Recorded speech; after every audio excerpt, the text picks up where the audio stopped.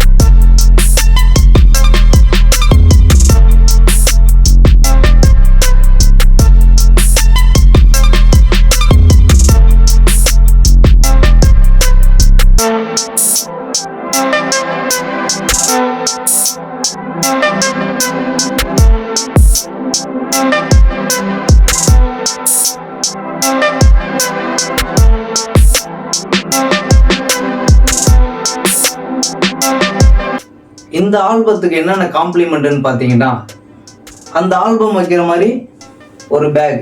அந்த பேக்கில் பார்த்தீங்கன்னா கஸ்டமரோட ஃபோட்டோஸ் ஃப்ரண்டில் போட்டாச்சு, அழகாக இருக்குது.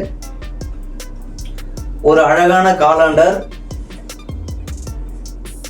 அப்புறம் பார்த்தீங்கன்னா கஸ்டமரோட ஃபேமிலி ஃபோட்டோ 12x18ன்னு சொல்லுவாங்க, அந்த சைஸில் ஒரு லேமினேஷன்.